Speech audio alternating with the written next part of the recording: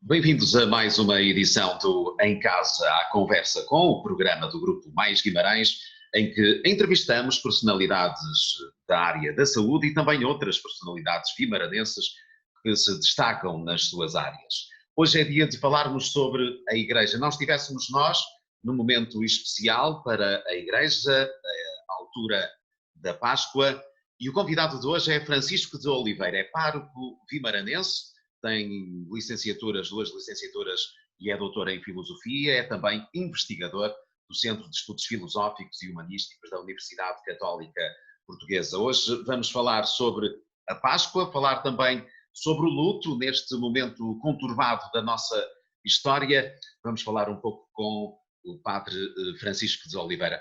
Olá, Francisco, como está? Olá, Eliseu, tudo bom? Bom dia. Bom dia. A pergunta que lhe coloco desde já é até que ponto a pandemia está a mudar a sua vida, as suas rotinas, o seu dia-a-dia? A pandemia mudou a vida de toda a gente e está a mudar a vida de toda a gente. O que vem a seguir a este momento está-me a preocupar imensamente. Este momento é o momento de combatermos o vírus, de não deixar que o Sistema Nacional de Saúde caia numa desgraça total e as vítimas sejam o mínimo possível daquilo que é possível fazer com o Sistema Nacional de Saúde e com os meios que temos para combater este vírus. Mas este vírus não está só centrado na Europa ou em Portugal, mas está em todo o mundo. E, portanto, aquilo que vem a seguir vai ser tempos muito difíceis, de muita miséria, de muita dor, de muita dificuldade. Todos nós vamos ter a vida afetada, todos, ninguém se vai escapar a isto. Talvez os especuladores, aqueles que aproveitam sempre estes momentos para fazer dinheiro e ganhar dinheiro com estas coisas, possam ficar melhor. Como sempre, existe isso. Porém, aquilo que vai ser a seguir a isto está-me a preocupar muito mais do que esta realidade. Temos que regressar a uma normalidade possível, temos que nos preocupar forçosamente com os mais pobres, com os que mais sofrem, que vão ser as primeiras vítimas, ou como diz o nosso povo, quem paga o mexilhão. É sempre o mexilhão a pagar, é sempre o mais pequeno a pagar, e eu estou muito preocupado com essa realidade. E, portanto, é bom que este momento nos faça cair em nós, ter consciência do todo, e não estar só preocupados connosco próprios. E depois essa frase que anda aí tão bonita, é uma frase assim, um papãozinho que às vezes quer, como é que eu ia dizer, um analgésico para as pessoas quietas. Vai ficar tudo bem. Eu tenho dúvidas sobre isso. Não vamos ficar todos bem. Há pessoas que vão ficar muito mal e nós temos que pensar muito nessas pessoas.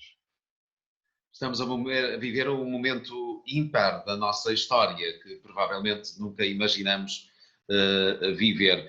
Como é que a Igreja está a viver também este momento no seu seio? A Igreja está a reagir de formas diversas pelo mundo fora.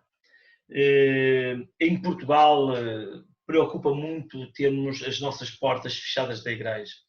A Igreja foi sempre um espaço de refúgio, de encontro para estas pessoas.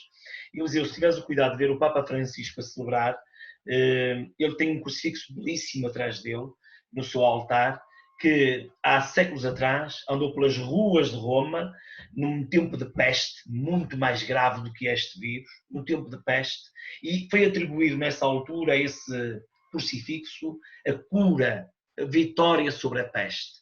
Hoje não é possível, porque a própria Igreja parece ter-se refugiado. Um colega meu de Barcelos dizia-me que ao café ao lado da sua igreja, onde vai buscar o pão, um senhor que não frequenta muito a igreja, que até, enfim, tem o pé atrás, dizia-lhe, perguntava-lhe desta forma: "Sr. Padre, onde é que está a igreja?" E de facto, na semana passada, tenho aqui o artigo do nosso amigo Miguel Sousa Tavares, ele está a falar aqui daquela viagem do Papa ao encontro deste crucifixo, daquele vazio total, e dizendo esta frase tão bonita do Salmo 21, meu Deus, por que me abandonastes? Este silêncio, e ele conclui desta forma, que de facto é preocupante e eu fico muito triste por isto. Diz ele assim: os deuses abandonaram os seus crentes. Só a ciência, os médicos, os enfermeiros, os cientistas, os investigadores pode salvar a humanidade, não a fé. Até disso se faz prova agora. É pena chegamos a esta conclusão, porque de facto, bem, do Miguel Sousa Tavares não posso esperar outra coisa, é um homem que gosto de ler muitas vezes, mas nas questões da fé ele tem esta atitude quase sempre de pé atrás. E quase, não um Richard Dawkins, mas parece que está sempre a querer derrubar a fé. Porém, esta imagem posso concluir daqui, onde é que está Deus? Já muita gente, desde gente com formação académica elevada, médicos, operários, só, pá, nós queremos ir rezar à igreja, nós queremos ir pedir apoio a Deus. Portanto, isso está-me a preocupar um bocadinho, esta atitude.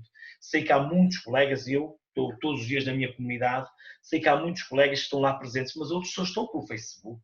Desapareceram completamente. E nós temos estado lá o nosso povo, em Itália, nesta altura, mais de 60 padres já deram a vida pelos seus fiéis, das aldeias às cidades. Houve um hospital em que um padre velhinho tinha ao seu lado um jovem, casado com filhos, tirou o ventilador e deu àquele jovem. Portanto, estas atitudes de irmos além do cotidiano e de pormos esta esperança concreta na vida dos homens, passa por gestos que a Igreja é capaz de fazer. E, portanto, eu espero que a Igreja, pronto, temos que pensar em nós e nos outros, no país em questão, mas que a Igreja, nós, os homens da Igreja, as mulheres da Igreja, aqueles que são ativos e conscientes da maturidade da sua fé, não se fechem, não pensem só em si, mas pensem nos outros agora e naquilo que vem a seguir depois da pandemia.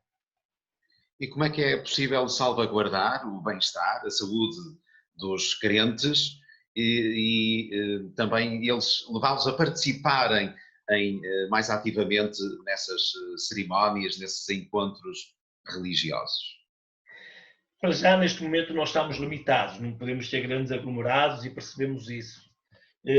Agora, nós temos que ter esta atitude de sermos capazes de congregar as pessoas por estes novos meios, ao mesmo tempo disponibilizar os nossos espaços para acudir, para socorrer. E houve colegas que cederam as suas residências para médicos, para enfermeiros, para outro pessoal que está na linha da frente, mas a Igreja tem de estar na linha da frente. E a Igreja não somos só nós os padres, a Igreja são todos aqueles que têm uma maturidade de fé, um esclarecimento de fé tão forte e tão belo, que os leva a abraçar a cruz de Cristo, a abraçar ao lado de quem mais sofre, quem mais padece. Logicamente, também temos de cuidar dos vivos e ter este distanciamento social, ou pessoal, seria melhor dizendo, era aquilo que de facto nós temos que realizar agora. Mas esse distanciamento não pode significar ausência, portas fechadas, gente encerrada. E, pá, isto parece uma cena do Walking Dead, não é? O Walking Dead temos a sorte de ver, olha, aquele é um morto-vivo. Aqui não sabemos quem está e quem não está contagiado, porém é uma pessoa humana, doente ou são, precisa do nosso apoio, precisa do nosso socorro. Talvez hoje passe por evitar o contacto físico, com certeza, mas não o contacto afetivo, não o contacto da presença, não o contacto daquele que diz, estou aqui, posso te escutar, mesmo que seja a distância de 2 metros, posso te escutar. Eu tenho conversado assim a algumas pessoas, com distância de 2 metros, às vezes mais, em que a pessoa pode desabafar, pode chorar, pode dizer, mas eu preciso de Deus, eu quero ouvir o Senhor Padre. Isso é muito importante. Portanto, esta presença é muito significativa. E eu espero que a Igreja seja capaz, como tem sido, graças a Deus, embora em muitos sítios parece estar ausente, parece que se fechou. E se esmou-se, teve medo, não sei. Isso vai ficar triste e levar a conclusões como esta do artigo do Miguel Sousa Tavares, não é? Infelizmente. Relativamente a este período da Páscoa, é certamente triste para si vivê-lo desta forma, longe dos fiéis, e não poder passar-lhes uma palavra mais direta de confiança num futuro e na resolução deste problema. Esta Páscoa é a Páscoa mais triste da minha vida, no sentido de perdermos como vimaranense, como homem do norte de Portugal, o nosso compasso, as nossas festas da Páscoa. Porque a Páscoa é a festa das festas para os cristãos. O que é o Natal à beira da Páscoa? Não é nada. A Páscoa é tudo para nós. A Páscoa é o centro da fé. Mas Deus quis que neste momento tão forte e tão importante acontecesse esta aprovação. Paciência. Ele sabe que é melhor certamente. Mas eu anseio de facto por regressar à festa com o meu povo. Campansar esta pandemia, já em urgência eu disse, vamos ter uma grande festa, vamos fazer um grande Tedéu, vamos buscar Bom Jesus do Calvário, ali na fronteira com a Costa, vamos buscar o Senhor dos Remédios na fronteira com o Pinheiro, que estão ligados à peste de Guimarães do século XVI, estas duas noções em urgências, vamos trazê-los para a nossa igreja, vamos fazer festa, vamos fazer procissão, vamos fazer alegria, encontro, porque a fé é isto mesmo. E a Páscoa por excelência é isso. Para mim a Páscoa não é o cabrito, não é o encontro de família, é aquele dia belíssimo em que estamos a celebrar a Eucaristia, saímos em compasso, vamos de casa em casa, à casa dos ricos, à casa dos pobres, conhecemos a realidade das pessoas, abraçamos as pessoas, comemos depois em família, comemos uns com os outros, à tarde fazemos outra festa, celebramos outra Eucaristia, terminamos por sinos a tocar. Isto é o domingo de Páscoa. Este ano vai ser possível. Vai ser possível e ansiando que no próximo ano tudo regresse à normalidade. Porém, sabemos que enquanto não tivermos uma vacina para este vírus, nós temos de estar muito atentos, temos de ter algumas cautelas, mas nunca pode significar ausência, portas encerradas, desaparecer. Não, isso é que não. Falava há pouco de dificuldades que famílias vão passar e que já estarão eventualmente a passar. Tem sentido, tem-no procurado para obterem alguma ajuda neste momento? Infelizmente as pessoas procuram-nos para muitas coisas. Já na crise passada, eu, pároco, eu, paróquia, nós, povo de Santo Estevão de Urgeses, pagamos faturas elétricas, pagamos medicamentos, damos de comer, pagamos rendas, orientamos muita gente nos serviços públicos para que pudessem ter os apoios que possam ter, porque infelizmente uma comunidade paroquial não pode fazer muito além disto, mas já neste momento também há muita gente a bater-nos à porta. Mas estou convencido que quando chegar o fim deste mês de abril e quando os salários forem reduzidos, quando os salários não existirem, quando começarem a chegar as faturas de tudo e mais uma coisa, aí sim as portas não vão poder conter tanta gente a bater e a pedir socorro. Sabes, Eliseu, esta pandemia recorda-me aquela pandemia que tivemos da gripe espanhola ou pneumónica em 1918, no fim da guerra. Estamos na altura dos Pastéis de Fátima, Jacinto e Francisco são vítimas desta gripe pneumónica, a miséria, a dor tremenda que se seguiu em Portugal a seguir à pandemia da gripe pneumónica, a imigração em massa para o Brasil, mas agora nem podemos emigrar para lado nenhum porque a crise é geral em todo o mundo, mas ao mesmo tempo, 1926, esta dor, esta fome, esta miséria preparou o fascismo, a ditadura em Portugal. E essa é outra realidade que nos vai bater à porta. Quando começar a faltar o pão, quando as pessoas não tiverem dinheiro, quando as pessoas perderem os seus bens, as suas casas, começarem a viver de forma miserável, qualquer Messias que apareça a dizer eu tenho o céu para vós, à extrema esquerda ou à extrema direita, nós podemos ter o risco de perder esta coisa tão bonita chamada democracia, onde podemos os dois conversar desta forma, opinar de forma livre e não ter ninguém atrás de nós com uma pistola a dizer amigo, calce, senão dou-lhe um tiro. É disso que eu também tenho muito receio. É outra coisa que nos vai bater à porta, infelizmente. Que outras preocupações tem nesta altura, para além dessa questão da solidariedade, para além também dessa questão política e do surgimento de movimentos mais extremistas? Há outras preocupações nesta altura que possa acrescentar? Relativamente, por exemplo, a este confinamento das pessoas em casa, este fechamento, isso terá reflexos num futuro muito próximo ou voltaremos à nossa vida normal? Vamos regressar ao normal com algum custo, vai demorar algum tempo, mas este tempo de confinamento pode, em termos psicológicos, deixar marcas nas pessoas. Pequenos conflitos entre marido e mulher, entre pais e filhos, atitudes de pessoas mais concentradas nas redes sociais, que neste convívio social, de partilha, alguns restos que possam ficar na vida das pessoas e perdurar algum tempo. Mas aquela marca maior que pode ficar na vida das pessoas é a realidade que está a acontecer dos funerais. Crentes e não crentes. As pessoas não têm hipótese de se despedir daqueles que partiram. O funeral, o luto, é uma atitude que tem a ver connosco, com os vivos. A vida é feita disto, a morte faz parte da vida. Morrer é a coisa mais natural da nossa vida, mas nós somos pessoas e as pessoas relacionam-se com a morte de forma diferente dos animais. nós damos sepultura ou cremamos os nossos corpos. Portanto, nós precisamos desse luto.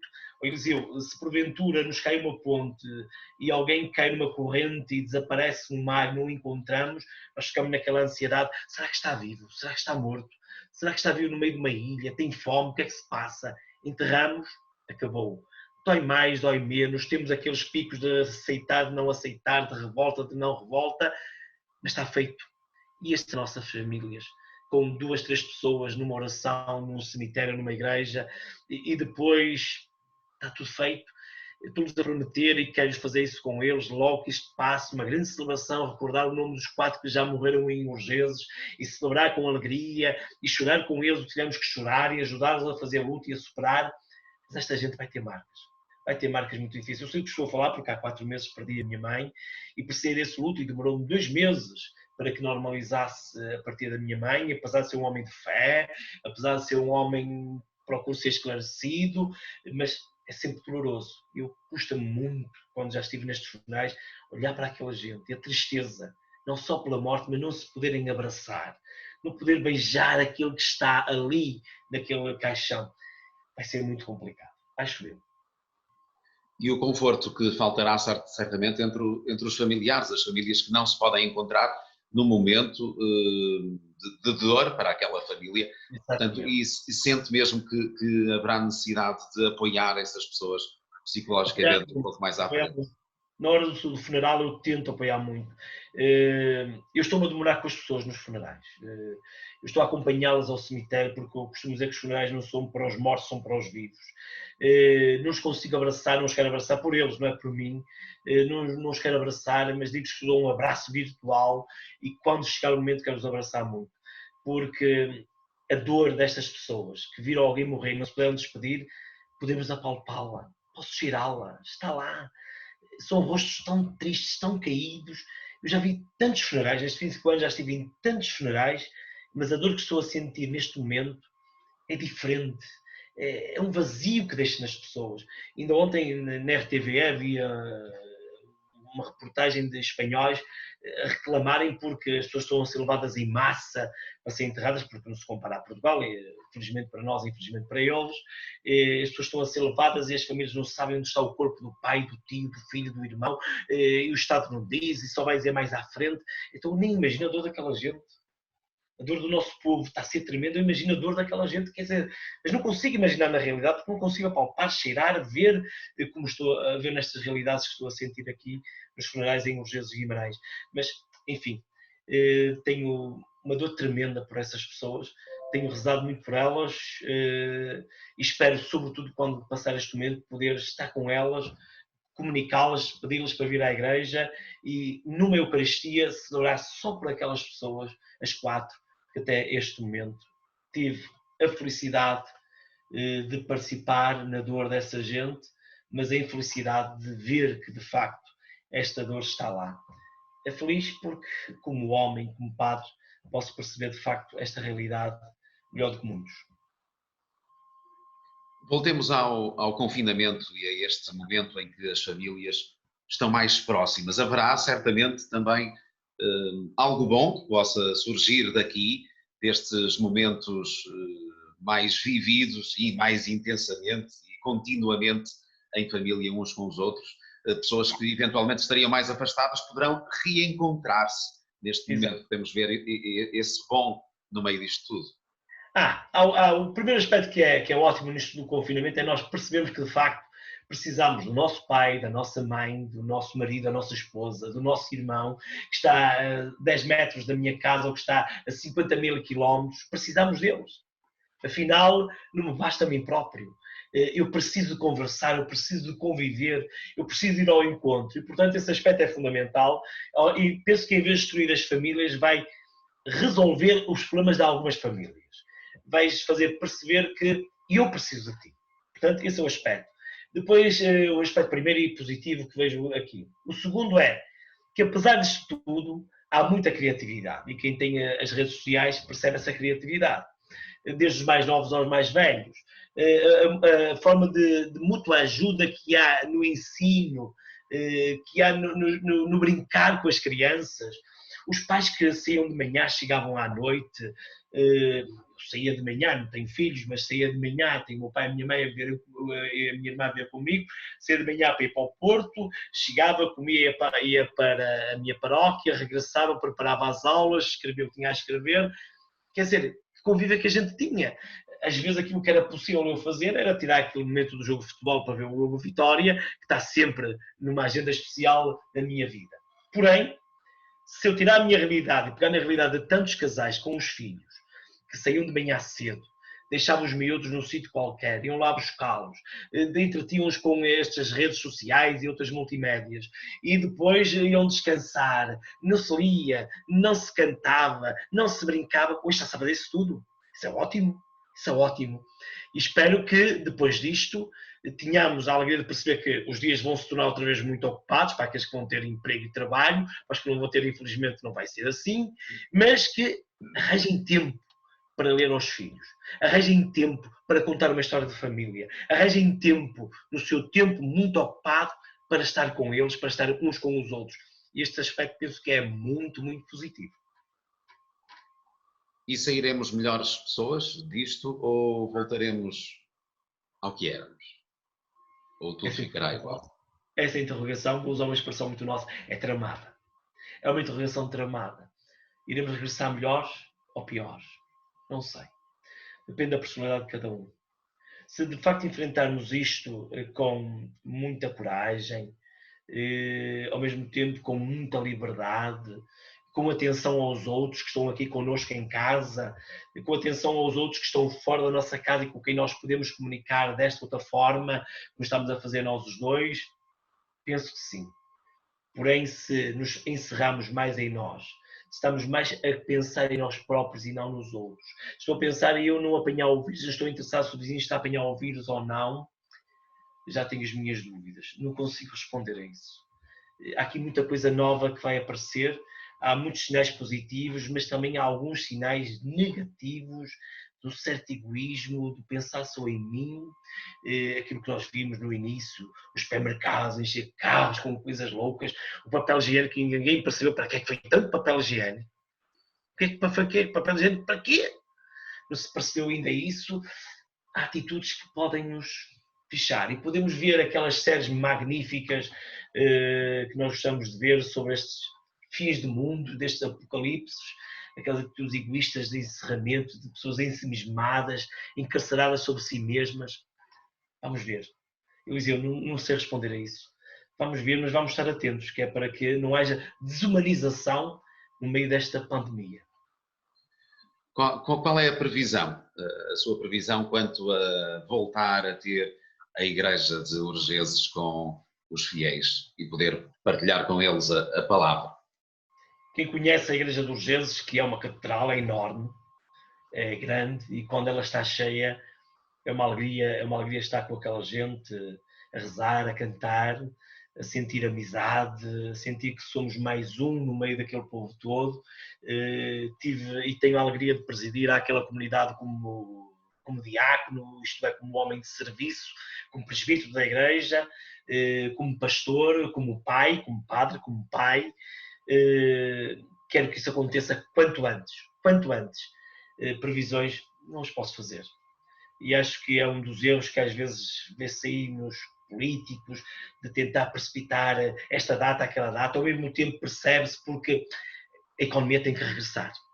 Quanto mais depressa a economia regressar, melhor. Quanto mais tarde regressar, pior. Vai haver mais miséria, mais fome, mais dor. Vamos deixar que o nosso desejo de ter a igreja cheia. Eu até há 3 semanas tinha a Páscoa toda preparada, com compasso e tudo, esperando que acontecesse algum milagre, que a ciência resolvesse alguma coisa, que Deus fizesse alguma coisa por nós, sei lá, o que fosse. Mas não foi possível. Não sei quando é que vai ser. Espero que quanto antes. E as pessoas regressarão também mais ligadas a Deus, mais ligadas à Igreja, mais disponíveis para ouvir.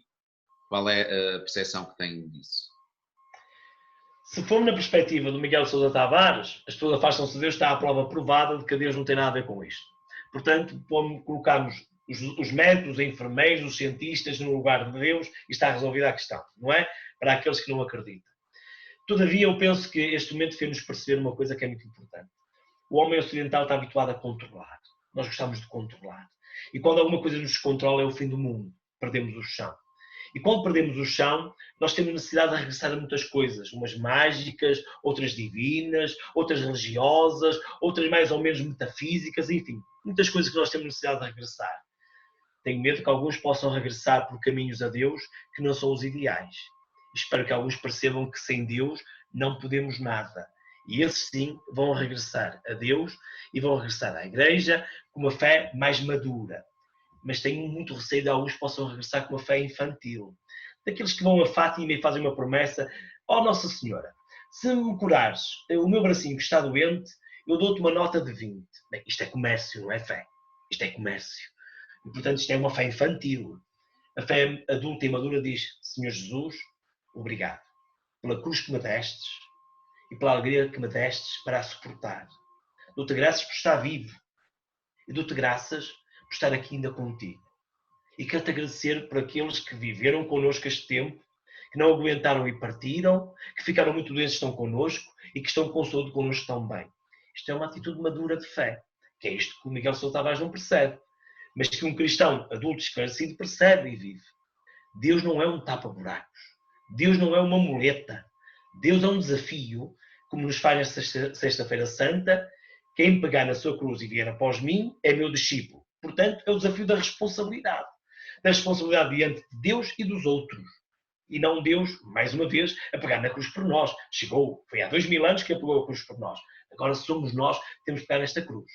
E o crente verdadeiro é esse que se compromete, não numa fé piegas, de bater o peito, mas numa fé que se realiza. Ou como dizia São Mateus no seu Evangelho: aquele que ouve a minha palavra e põe em prática, isso é que interessa. Agora, aquele que ouve a minha palavra e não põe em prática é como aquele tolo que edificou uma casa sobre a areia.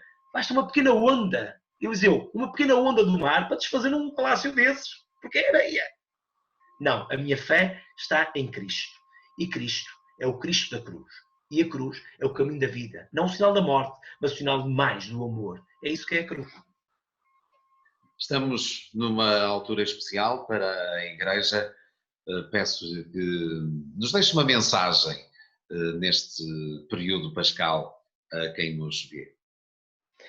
A todos aqueles que me estão a escutar, nesta conversa com o meu amigo Eliseu, aqui na Mais Guimarães, eu quero desejar uma santa e feliz Páscoa. É sempre a Páscoa de Jesus. Não é a Páscoa que nós gostaríamos que fosse. A Páscoa do nosso povo vimaranense. A Páscoa da nossa comunidade.